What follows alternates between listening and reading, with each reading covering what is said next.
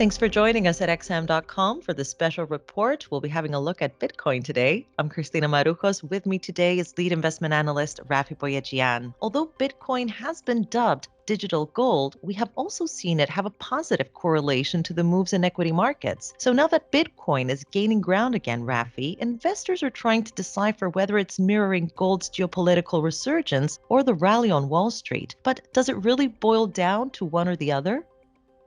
Well, Christina, that is the big question now for Bitcoin. In fact, has been the question for some time regarding cryptocurrencies. We've heard many comparisons being made with gold in the past, and some of those comparisons are valid. For example, cryptocurrencies like Bitcoin, they are finite in number, and they don't have fundamentals to back them like stocks, which, for example, investors look at the earnings per share to determine their value, whereas Bitcoin in that sense is simply a store of value, just like gold is. However, it is debatable whether Bitcoin is as good a store of value like gold, because of course gold is a traditional safe haven, and it's yet unproven whether Bitcoin has strong safe haven attributes. Bitcoin's price performance over the last 2 years, we can see a positive correlation with equities, particularly the US stock market. And although that positive correlation has strengthened since 2020, it's still not a very strong one. And that relationship does get disjointed every now and then. And we're seeing a little bit of that right now, where the rebound in cryptocurrencies has been much more powerful than the bounce back on Wall Street,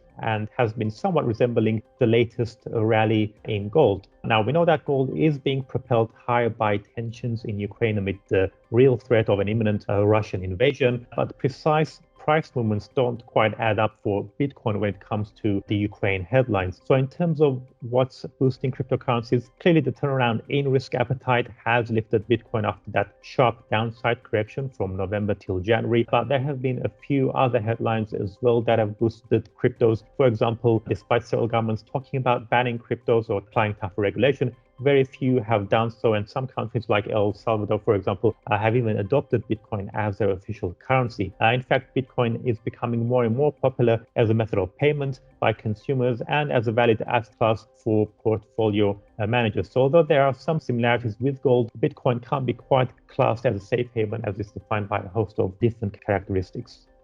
So taking this into account, can the Bitcoin rally we're seeing continue, especially when the Fed begins its rate hike cycle?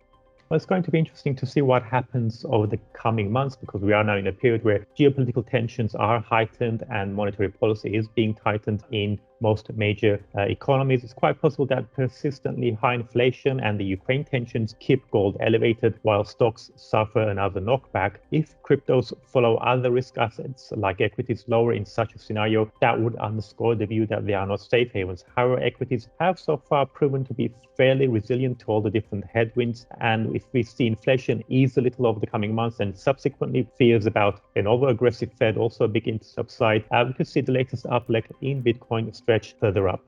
Rafi, thank you for joining me today, and thank you for watching this special report on Bitcoin here at xm.com.